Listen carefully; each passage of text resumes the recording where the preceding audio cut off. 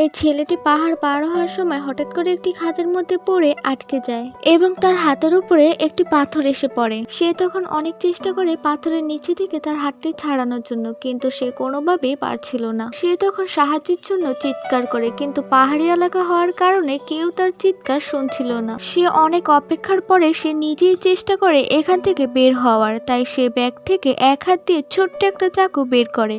সেটা দিয়ে সে আস্তে আস্তে পাথর কাটতে থাকে, কিন্তু সকাল থেকে শুরু করে রাত হয়ে গেলেও সে একটুও পাথর কাটতে পারে না।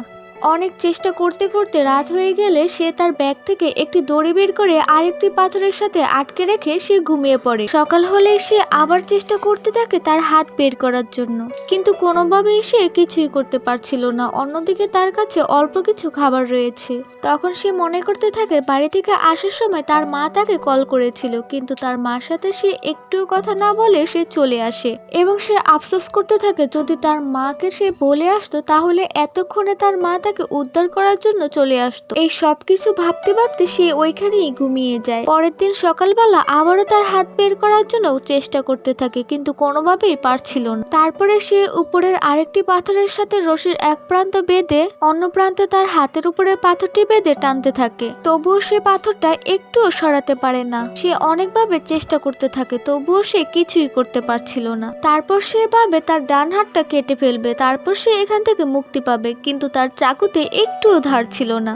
দিন শেষে রাত হয়ে যায়। 3 দিন সে এখানে আটকে থাকার কারণে শারীরিকভাবে সে অসুস্থ হয়ে যায়। পরের দিন সেখানে বৃষ্টি শুরু হয়। বৃষ্টি দেখে সে প্রথমে অনেক খুশি হয়ে যায়, কিন্তু একটু পর সে দেখে যে বৃষ্টি শুরু হয়েছে ঠিকই, কিন্তু বৃষ্টি তো আর থামছিল না। কিছুক্ষণ পরে পাহাড়ের ওই জায়গাটিও বৃষ্টির পানিতে ভরে যায়। তাই সে অবশেষে খুব সহজে পাথরের নিচ থেকে তার হাতটি ছাড়িয়ে নিতে পারে এবং সুস্থভাবে ওইখান থেকে বাড়িতে ফিরে আসে। আসলে সবকিছুই সে স্বপ্ন দেখছিল। এভাবে 4টা দিন পার হয়ে যায়। নেক্সট পার্ট দেখতে চাইলে আমার এই চ্যানেলটি সাবস্ক্রাইব করে রাখবেন। আল্লাহ হাফেজ।